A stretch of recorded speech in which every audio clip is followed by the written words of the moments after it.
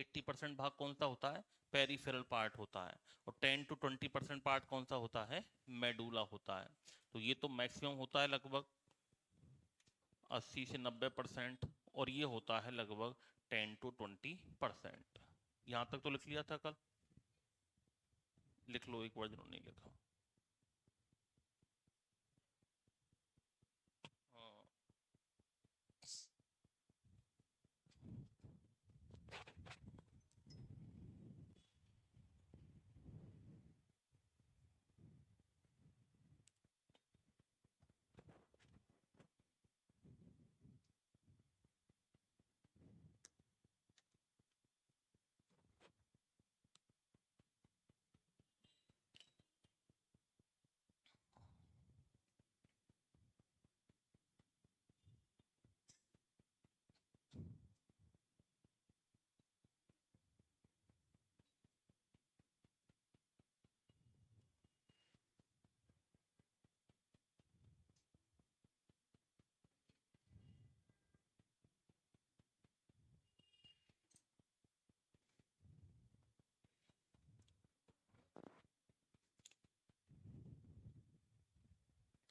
अब पहला पार्ट अपन बात कर रहे हैं, पेरिफेरल पार्ट, कॉर्टेक्स से निकलने वाले हार्मोन। मैंने आपको एक हार्मोन लिखवाया था पिट्यूटरी ग्लैंड में, ACTH, एड्रेनोकोर्टिकोट्रोपिक हार्मोन। वो हार्मोन क्या काम करता है, इस कॉर्टेक्स भाग से जो निकलने वाले हार्मोन्स हैं उनको कंट्रोल करता है। यानी पीयूष ग्रंथि का कंट्रोल होता है केवल कॉर्टिकल्स हार्मोन पर। मेडुलरी जो हार्मोन है इन पर पीयूष ग्रंथि का, पिट्यूटरी ग्लैंड का कोई भी कंट्रोल नहीं होता है। तो फिर ये कहां से कंट्रोल होते हैं, ये नर्वस सिस्टम से होते हैं। ये कहां से होगा, नर्वस सिस्टम से होगा। ये कहां से होगा, पिट्यूटरी ग्लैंड से होगा।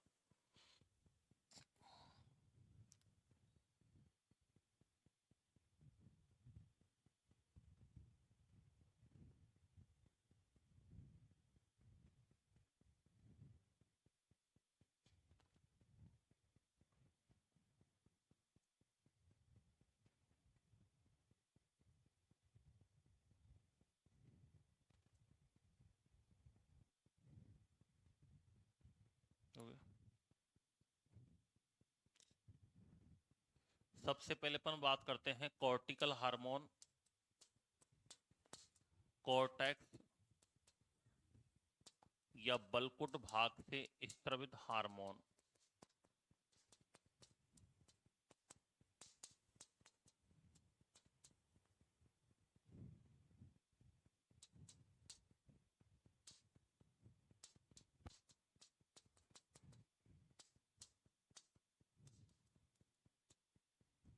कॉर्टेक्स भाग से जो निकलने वाले हार्मोन्स हैं, इन पर नियंत्रण जो होता है वो पिट्यूटरी ग्लैंड के द्वारा होता है। इनका जो कंट्रोल कोऑर्डिनेशन होता है वो पिट्यूटरी ग्लैंड के द्वारा होता है। पिट्यूटरी ग्लैंड से स्त्रवित हार्मोन ACTH के द्वारा होता है, एड्रेनोकोर्टिकोट्रोपिक हार्मोन के द्वारा होता है। इससे जो जितने भी हार्मोन निकलते हैं उनका कंट्रोल कोऑर्डिनेशन किससे होता है, पिट्यूटरी ग्लैंड से। कौन से हार्मोन के द्वारा होगा, ACTH, एड्रेनोकोर्टिकोट्रोपिक हार्मोन के द्वारा होता है। कौन कौन से हार्मोन निकलते हैं, तो 3 हार्मोन्स का सीक्रेशन होता है इससे। 3 हार्मोन्स निकलते हैं। पहला हार्मोन अपन बात करें तो पहला हार्मोन है मिनरेलोकॉर्टिकॉइड्स।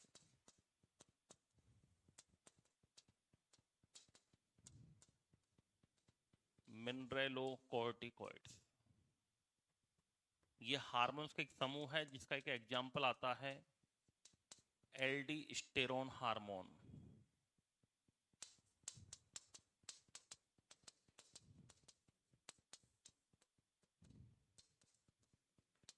एल्डोस्टेरोन हार्मोन क्या काम करता है, ये मिनरलोकॉर्टिकॉइड्स को लवण प्रतिधारक हार्मोन कहते हैं, सॉल्ट रिटेनिंग हार्मोन कहा जाता है, क्योंकि हमारी बॉडी में सॉल्ट्स का कंट्रोल करता है। जो मिनरल्स वगैरह होते हैं, सोडियम आयंस वगैरह, उनको निर्धारित करता है, उनका कंट्रोल कोऑर्डिनेशन करता है।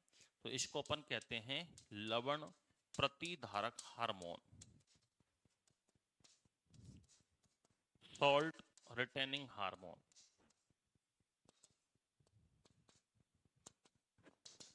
सॉल्ट रिटेनिंग हार्मोन कहते हैं। क्या काम करता है ये शरीर में खनिज लवणों की मात्रा का निर्धारण करता है।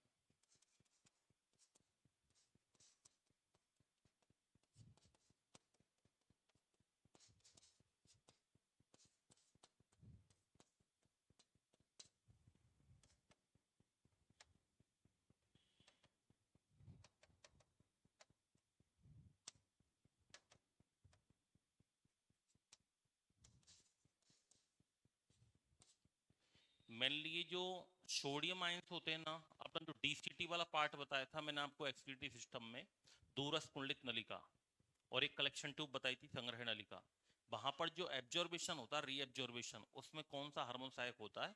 एल्डोस्टेरोन। और फॉस्फेट आयनों का ये क्या करता है? एक्सक्रीशन करता है। सोडियम आयनों का क्या करता है? एब्जॉर्बेशन करता है ये। तो मेनली ये डीसीटी यानी दूरस्थ कुंडलित नलिका,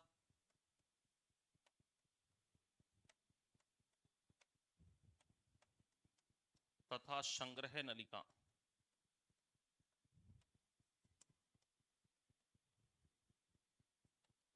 कलेक्शन ट्यूब,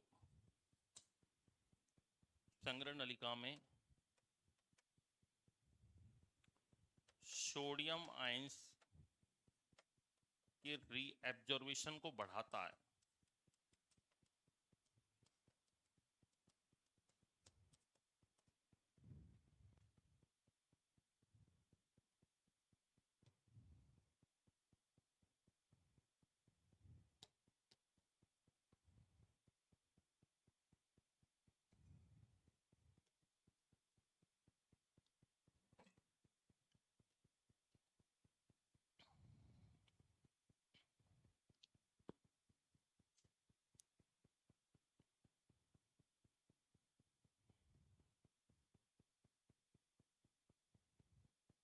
और के प्लस आयन फॉस्फेट आयनों के एक्सक्रीशन को बढ़ाता है ये।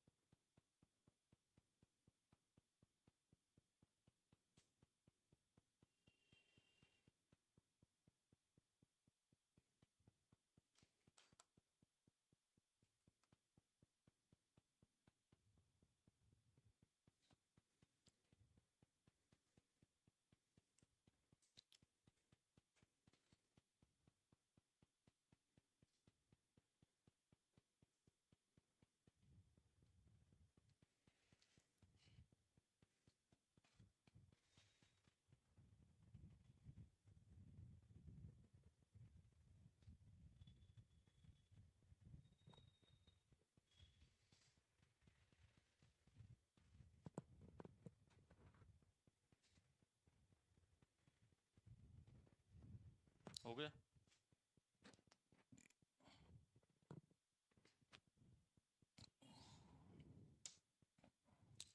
फॉस्फेटाइन एंड के प्लस आयंस के एक्सक्रीशन को बढ़ाता है ये, इंक्रीज करता है। फॉस्फेटाइंस के प्लस आयंस के एक्सक्रीशन को बढ़ाता है, यानी ये blood pressure,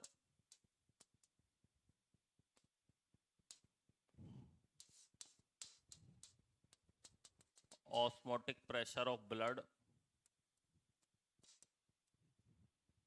body fluid volume,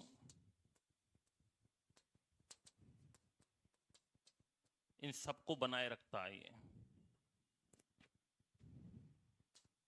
इनको बनाए रखता है।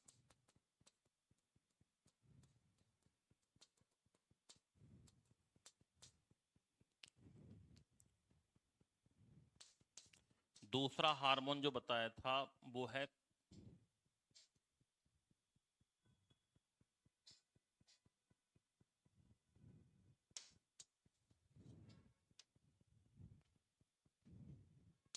ग्लूकोकॉर्टिकॉइड्स।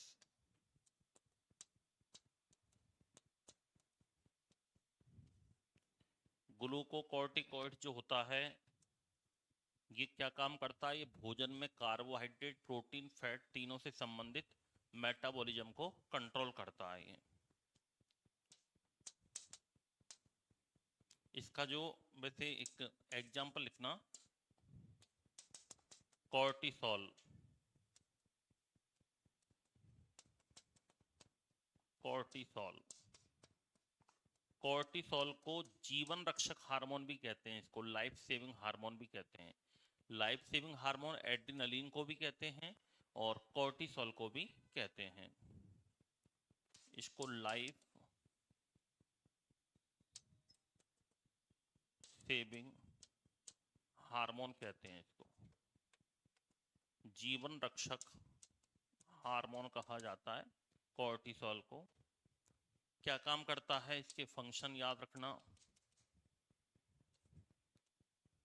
एक तो कार्बोहाइड्रेट,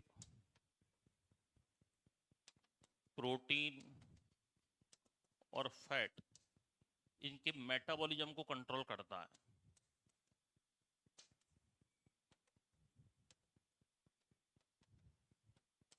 मेटाबॉलिज्म को कंट्रोल करता है। दूसरा, आरबीसी प्रोडक्शन में भी सहायक होता है।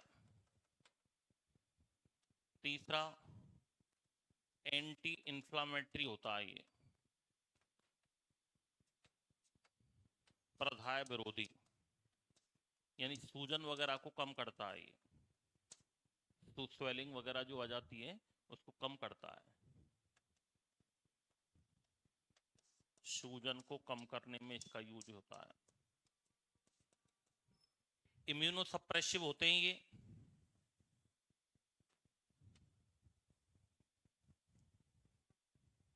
इम्यूनोसप्रेसिव होते हैं,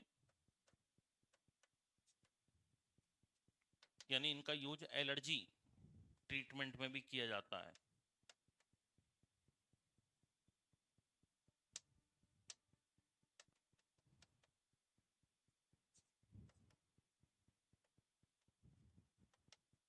ये सारे इसके यूज हैं ग्लूकोकॉर्टिकॉइड्स के।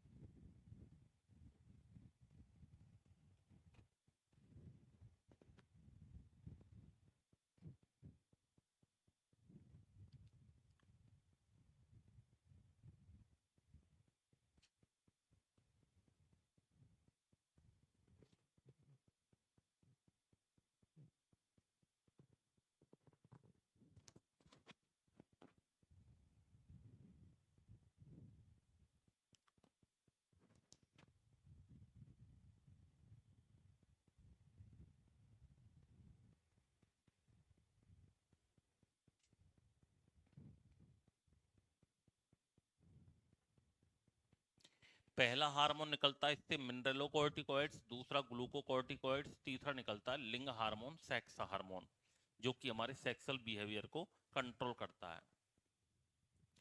तो ग्लूकोकॉर्टिकॉइड्स का एग्जांपल क्या है? कॉर्टिसोल, लाइफ सेविंग हार्मोन कहते हैं। ये कार्बोहाइड्रेट, प्रोटीन, फैट के मेटाबॉलिज्म को कंट्रोल करता है। आरबीसी प्रोडक्शन, ऑर्गन ट्रांसप्लांटेशन में भी यूज होता है इसका, अंग प्रत्यारोपण, ऑर्गन ट्रांसप्लांटेशन। एंटी इंफ्लामेटरी होता है, प्रदाह विरोधी होता है, स्वेलिंग वगैरह आ जाती है, कोई गठिया वगैरह सूजन आ जाती है उसको कम करता है। इम्यूनोसप्रेसिव होते हैं, ये प्रतिरक्षा निषेधात्मक होते हैं, यानी एलर्जी ट्रीटमेंट में भी इनका यूज किया जाता है। तीसरा लिखना लिंग हार्मोन,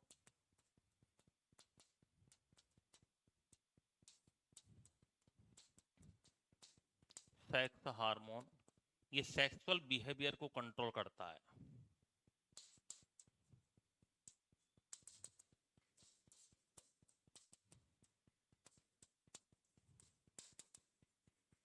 लैंगिक व्यवहार या यौन आचरण पर नियंत्रण।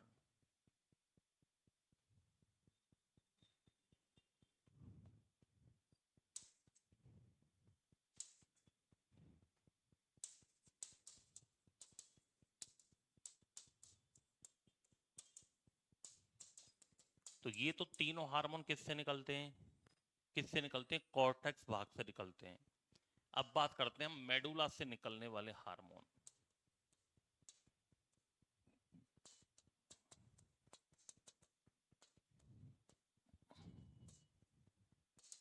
मेडुला से निकलने वाले जो हार्मोन हैं, इन पर पिट्यूटरी ग्लैंड का कोई कंट्रोल नहीं होता है। इनका कंट्रोल कोऑर्डिनेशन होता है नर्वस सिस्टम द्वारा।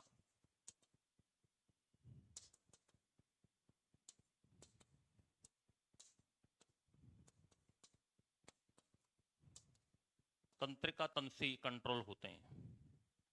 पिट्यूटरी ग्लैंड का कोई कंट्रोल इन पर नहीं होता है।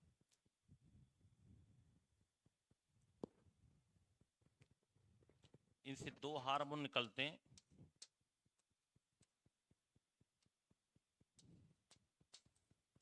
एक तो एड्रिनलिन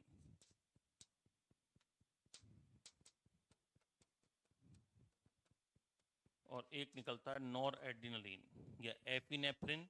नॉर एपिनेफ्रिन भी कहते हैं इनको, एपिनेफ्रिन या नॉर एपिनेफ्रिन भी बोलते हैं।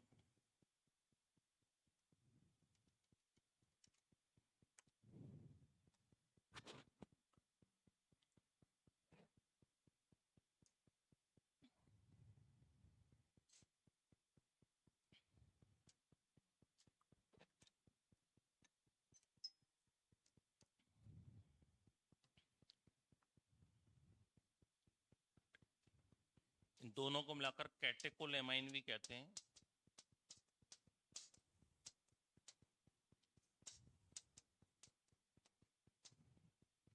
सबसे पहले अपन बात करते हैं एड्रिनलिन।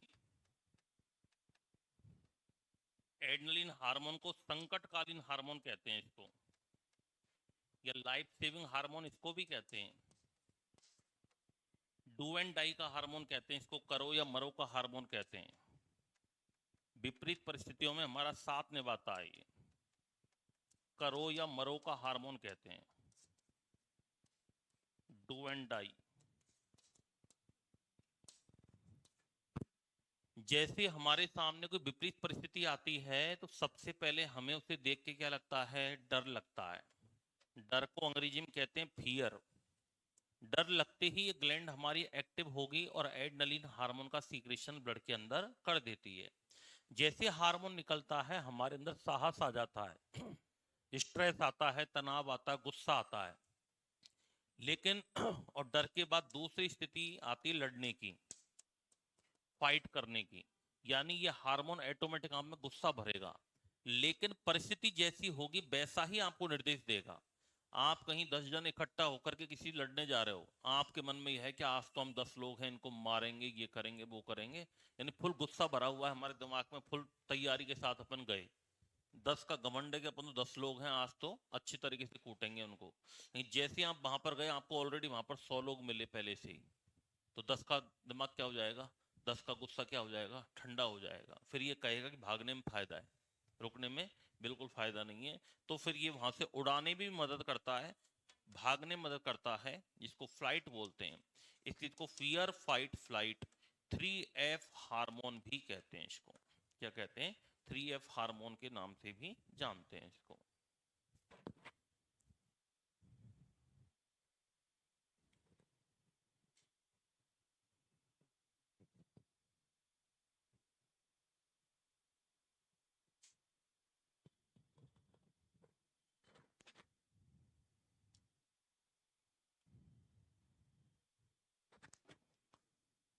संकटकालीन हार्मोन कहते हैं इसको, 3F हार्मोन। ये अलर्टनेस को वैसे बढ़ाता है, पुतलियों को, हमारी जो प्यूपिल होती है उसको फैलाता है, पसीने का सीक्रेशन बढ़ाता है, ब्लड प्रेशर को बढ़ा देता है।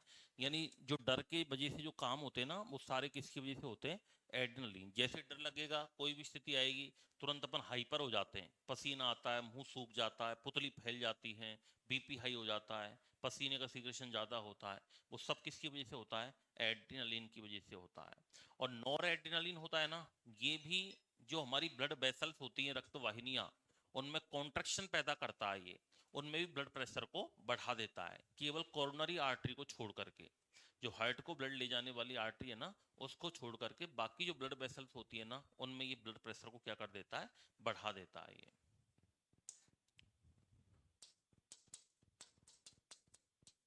नॉर एड्रेनलिन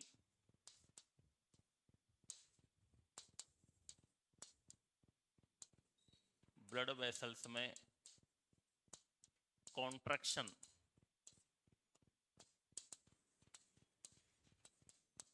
संकुचन द्वारा ब्लड प्रेशर को बढ़ाता है,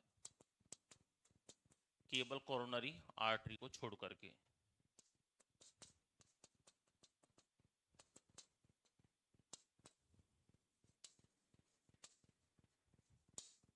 कोरोनरी आर्टरी को छोड़ करके।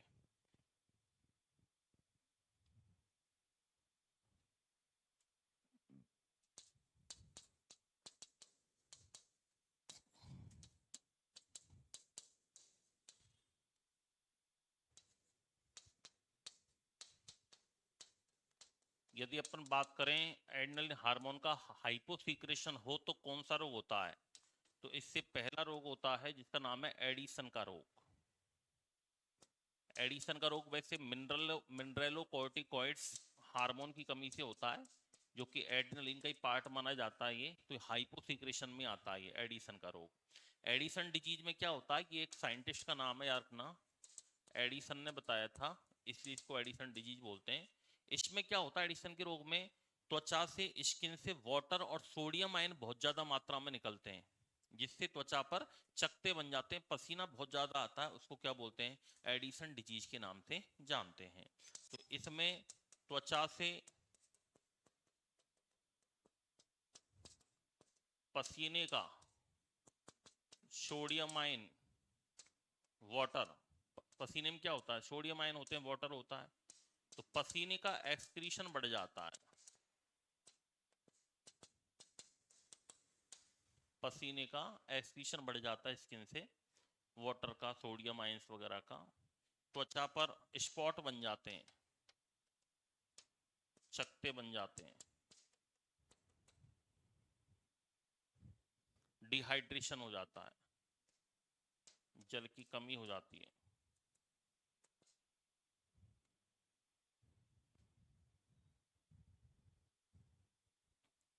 और हाइपर सीक्रेशन की बात करें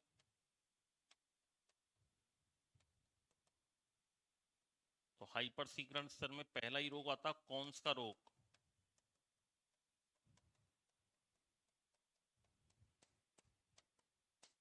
कॉन्स डिजीज।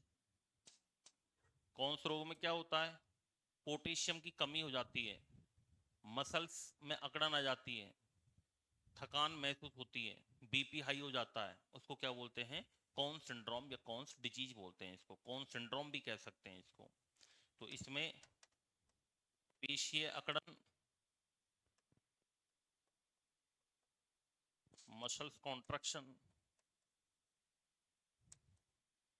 ये मसल्स क्रैम्प्स आ जाते हैं,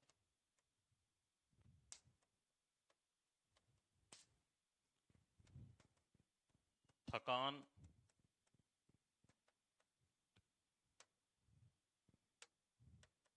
ब्लड प्रेशर इंक्रीज हो जाता है, कॉन सिंड्रोम।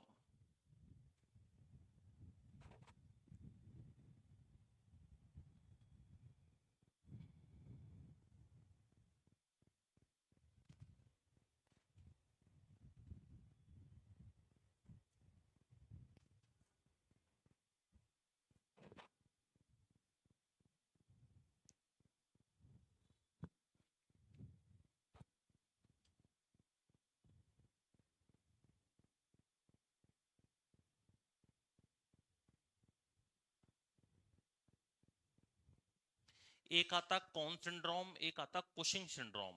कुशिंग सिंड्रोम जो होता है ना, ये भी अधिकता से होता है।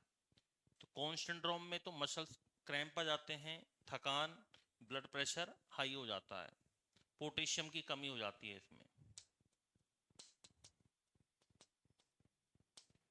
Deficiency of potassium ion.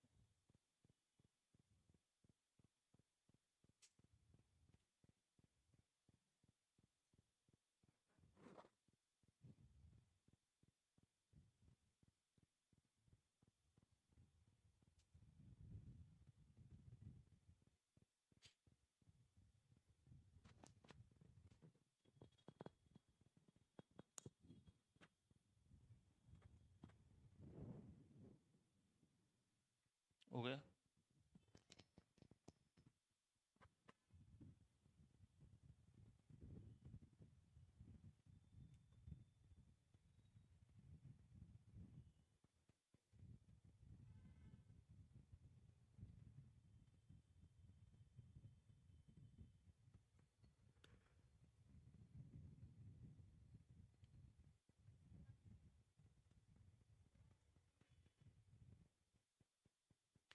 Const disease second है कुशिंग सिंड्रोम।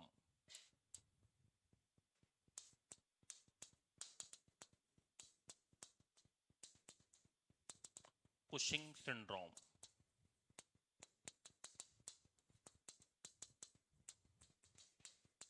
कुशिंग सिंड्रोम में क्या होता है, ये भी हाइपर सीक्रेशन से ही होता है, अतिस्राव के कारण होता है। इसमें लाइपोलाइसिस होता है, वसा का अपघटन होता है, जिससे क्या होता है, फेस पर और जो एब्डोमिनल पार्ट का ऊपरी वाला भाग है, अपर एब्डोमिनल पार्ट, यहाँ पर फैट का डिपोजिशन ज्यादा हो जाता है। तो ये धड़ वाला भाग होता है ना, ये थोड़ा हैवी हो जाता है, भारी। यहाँ से पतले हाथ पैर दिखते हैं, यहाँ से पतला, यहाँ से पतला, यहाँ से हैवी दिखता है व्यक्ति। और चेहरे पर क्या हो जाती है, मोटापा बढ़ जाता है, यानी चेहरे पर फैट का बहुत डिपोजिशन हो जाता है, वो भी एबनॉर्मल, कहीं ज्यादा कहीं पर कम तर हो जाता है। तो लाइपोलाइसिस बढ़ता है इसमें, वसा का अपघटन होता है इसमें, लाइपोलाइसिस, वसा का अपघटन होता है, जिसके कारण चेहरे पर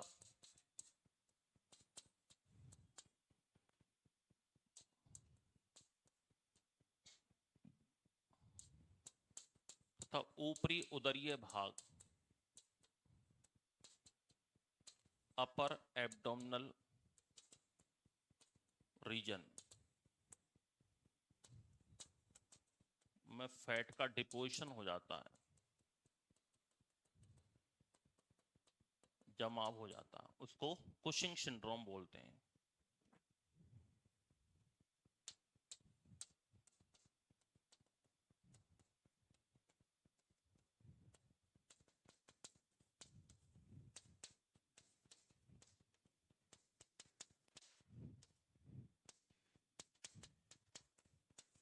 एक रोग आता है एड्रिनल रिलीजियम, या इसको बोलते हैं हिरसुटिज्म। ये फीमेल में होता है, ये ओनली फीमेल में होता है। इसमें क्या होता है, एक तो चेहरे पर बाल आ जाते हैं, आवाज थोड़ी लाउड भारी हो जाता है, और इनफर्टिलिटी आ जाती है, बांझपन आ जाता है। तो आवाज भारी होना, इसकी कुछ लक्षण हैं, सिम्टम्स हैं। आवाज भारी, चेहरे पर बालों का आना,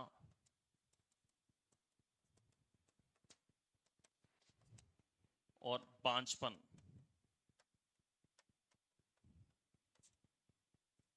इनफर्टिलिटी, या फर्टिलिटी वीक हो जाती है इसमें।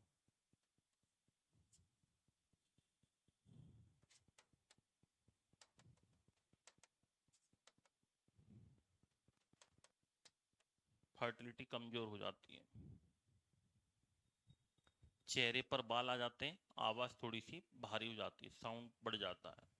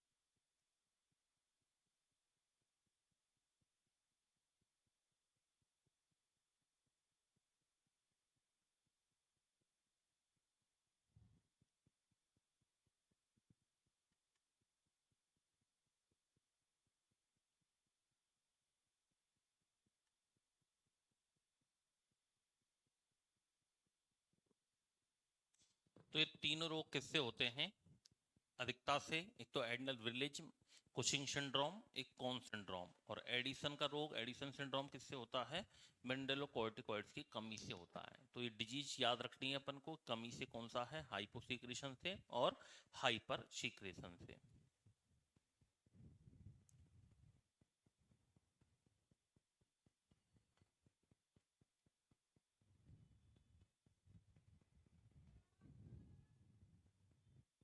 एड्रिनल ग्लैंड को 4S ग्लैंड भी कहते हैं। नोट लगा करके कौन लिख लेना।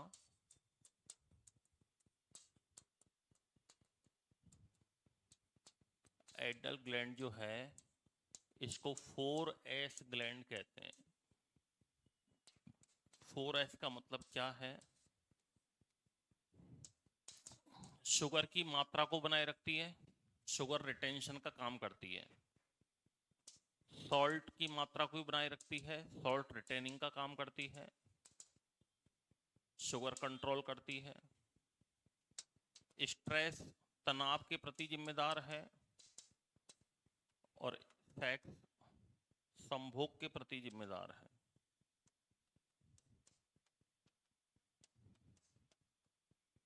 ये चारों की वजह से इसको 4S ग्लैंड कहते हैं।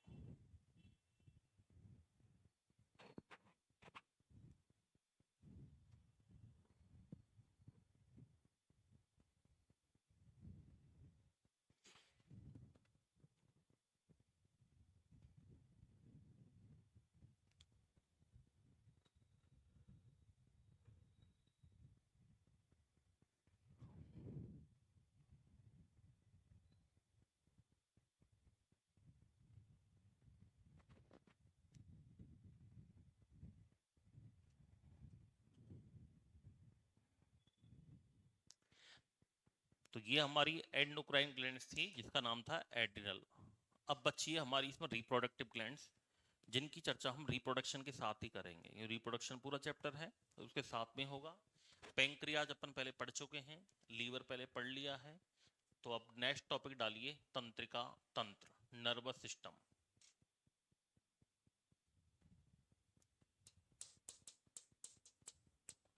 तंत्रिका तंत्र,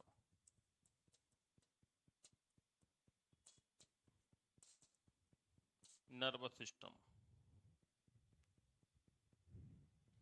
तंत्रिका तंत्र क्या होता है? हमारी बॉडी में पाए जाने वाला ऐसा सिस्टम, ऐसा तंत्र जो थिंकिंग, अंडरस्टैंडिंग, सोचने समझने के साथ साथ हमारी बॉडी के अन्य पार्ट्स को भी कंट्रोल करता है, अन्य बायोलॉजिकल एक्टिविटीज को भी कंट्रोल करता है, जैसे खांसना, छींकना, उबासी लेना, हार्ट बीट, ब्लड प्रेशर, थकान, सेटिस्फैक्शन, बुद्धि, चतुराई, याददाश्त, भूलना, सोचना, समझना, इन सारी क्रियाओं को देखना, सुनना, भूख, प्यास, ठंडा, गर्म, हार्मोन सीक्रेशन, हार्मोन प्रोडक्शन, इन सब को कंट्रोल करता है। वो कौन करता है? Nervous system. यानी सभी हमारी जितनी भी एक्टिविटीज हैं उन सब के सेंटर कहाँ पर होते हैं? ब्रेन में होते हैं।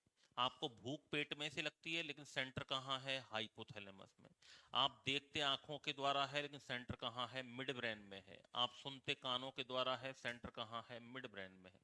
खांसना, छींकना, उबासी लेना, मिठाई को देखकर मुंह में पानी आना, हार्ट बीट का बढ़ना, ब्लड प्रेशर का बढ़ना, जो अनवॉलंटरी एक्टिविटीज हैं, अनैच्छिक क्रियाएं हैं, वो सारी मेडुला ऑब्लांगेटा से कंट्रोल होती हैं। श्वसन क्रिया है, रेस्पिरेशन, इसके सेंटर होते हैं पोन्स के अंदर, जो कि हिंड ब्रेन का पार्ट होता है, पश्च मस्तिष्क का पार्ट होता है। आप सोचना, समझना, प्लानिंग करना, थिंकिंग, अंडरस्टैंडिंग, वाणी, इमेजिनेशन, प्लानिंग करना, ये सब कहाँ से होते हैं? प्रमस्तिष्क, सेरिब्रम से होते हैं ये, जो कि फोर ब्रेन का पार्ट है। यानी हर एक क्रिया हमारी कहाँ से कंट्रोल होती है? ब्रेन से कंट्रोल होती है। तो इसमें अपन ली ब्रेन, स्पाइनल कॉर्ड, और इनसे निकलने वाले जो न्यूरॉन्स हैं उनसे मिलकर के किसका फॉर्मेशन होता है? तंत्रिका तंत्र, नर्वस सिस्टम का निर्माण होता है। तो इसका कंपोजिशन में क्या क्या आता है? एक तो आता है इसमें ब्रेन, स्पाइनल कॉर्ड,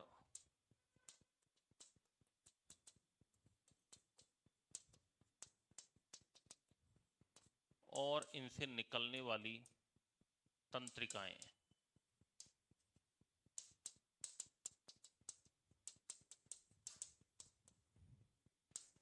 तीनों से मिलकर के किसका निर्माण होता है? तंत्रिका तंत्र का निर्माण होता है। स्टडी क्या कहलाती है? न्यूरोलॉजी। तंत्रिका तंत्र का अध्ययन किस में किया जाता है? न्यूरोलॉजी में किया जाता है। तंत्रिका तंत्र का अध्ययन किस में करते हैं? न्यूरोलॉजी में करते हैं।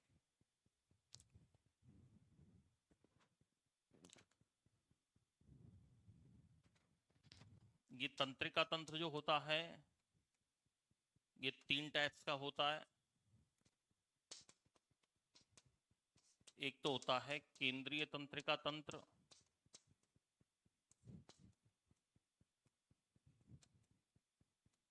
Central nervous system. एक आता है परिधीय तंत्रिका तंत्र,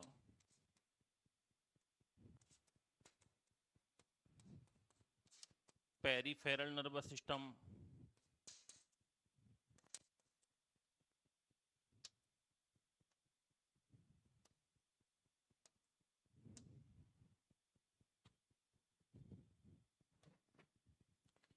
कई जगह 12th क्लास में तो केंद्रीय के ही पार्ट कर रखे हैं, सोमेटिक, और एक कर रखा है ऑटोनोमस, स्वायत्त तंत्रिका तंत्र। कई जगह अलग भी लिखा मिल जाता है स्वायत्त तंत्रिका तंत्र। तो वैसे अपन परिधीय के भी पार्ट कर सकते हैं, इसके भी 2 पार्ट हैं।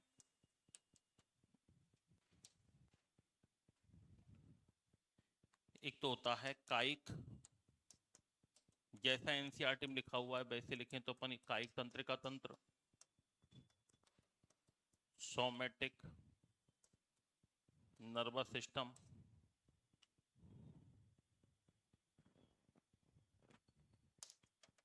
और एक होता है स्वायत्त तंत्रिका तंत्र,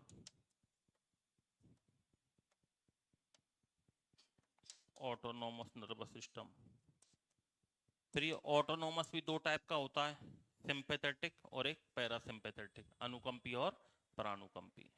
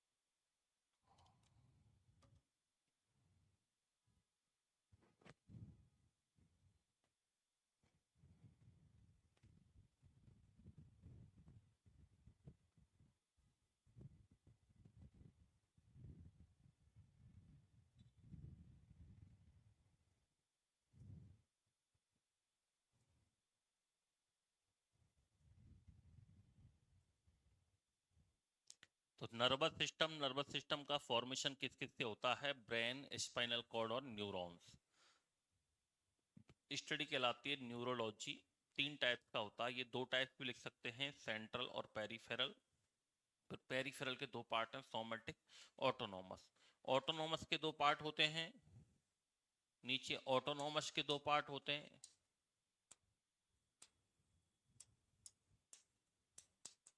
सिंपैथेटिक एंड पैरासिम्पैथेटिक। अनुकंपी,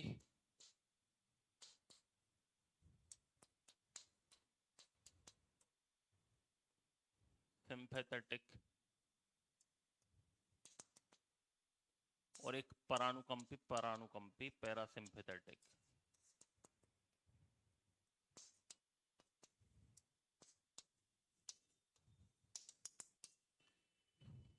अब सबसे पहला अपन पढ़ रहे हैं जिसका नाम है केंद्रीय तंत्रिका तंत्र, सेंट्रल नर्वस सिस्टम, सीएनएस। ये सीएनएस खुद पर भी कंट्रोल करता है और अन्य पर भी कंट्रोल करता है। ये स्वयं तथा अन्य भागों पर नियंत्रण करता है। सेल्फ एंड अदर ऑर्गन जो भी हैं, अदर पार्ट्स हैं, सबको कंट्रोल करता है ये। इसके फॉर्मेशन की अपन बात करें तो इसका निर्माण जो होता है वो मस्तिष्क, ब्रेन प्लस मेरुरज्जु, स्पाइनल कॉर्ड, इन दोनों से मिलकर के इनका फॉर्मेशन होता है। क्या रखना, न्यूरॉन्स इसमें नहीं आती, न्यूरॉन्स आती पेरिफेरल में। इसमें केवल क्या आएगा, ब्रेन और स्पाइनल कॉर्ड आएगा।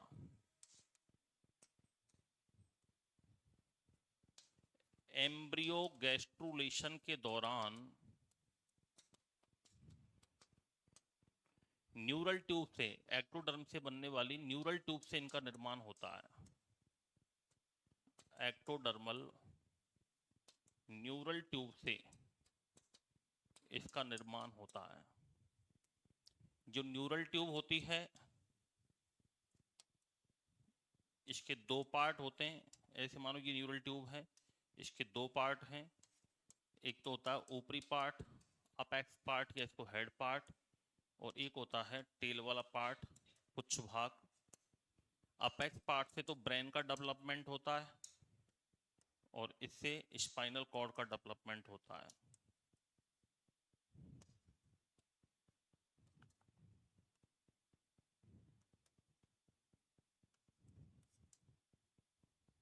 अपेक्स पार्ट से ब्रेन डेवलप होता है, टेल पार्ट से स्पाइनल कॉर्ड डेवलप होती है।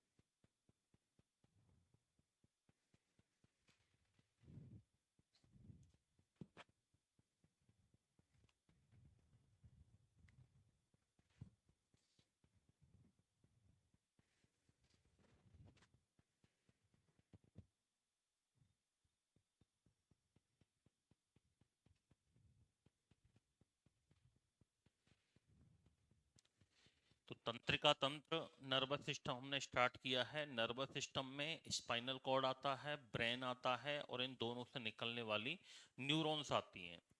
और अलग से अपन बात करेंगे सेंट्रल नर्वस सिस्टम में क्या आता है, तो सेंट्रल नर्वस सिस्टम में केवल ब्रेन और स्पाइनल कॉर्ड आएगा, मस्तिष्क और मेरुरज्जु आते हैं दोनों। ब्रेन का फॉर्मेशन होता है वो न्यूरल ट्यूब से होता है, टेल पार्ट से होता है स्पाइनल कॉर्ड, और अपेक्स पार्ट से होता है ब्रेन डेवलप होता है। नॉर्मली 2-3 वर्ष की जो उम्र होती है ना, उसमें लगभग 60-70% ब्रेन का डेवलपमेंट हो जाता है। 6-7 वर्ष की एज तक ब्रेन का लगभग पूरा विकास हो जाता है, और 6-7 ईयर तक लगभग स्पाइनल कॉर्ड का भी क्या हो जाता है, डेवलपमेंट हो जाता है। फिर अपन इसमें पढ़ेंगे कि ब्रेन क्या है, ब्रेन के पूरे पार्ट पढ़ेंगे, किस पार्ट में कौन कौन सी एक्टिविटीज के केंद्र होते हैं, कहाँ से क्या क्या कंट्रोल होता है। फिर ब्रेन स्पाइनल कॉर्ड के बारे में पढ़ेंगे, ब्रेन की स्ट्रक्चर पढ़ेंगे, ब्रेन के पार्ट्स इसमें अपन पढ़ने वाले हैं, ब्रेन टिश्यू वगैरह क्या होते हैं, न्यूरल टिश्यू के बारे में पढ़ेंगे। इसमें नर्वस सिस्टम की जो मेन एक यूनिट होती है न्यूरॉन, उस न्यूरॉन की स्ट्रक्चर के बारे में भी इसमें बात करेंगे। फिर पेरिफेरल नर्वस सिस्टम भी पढ़ेंगे, इसमें वो बात करेंगे नेक्स्ट डे। Thank you.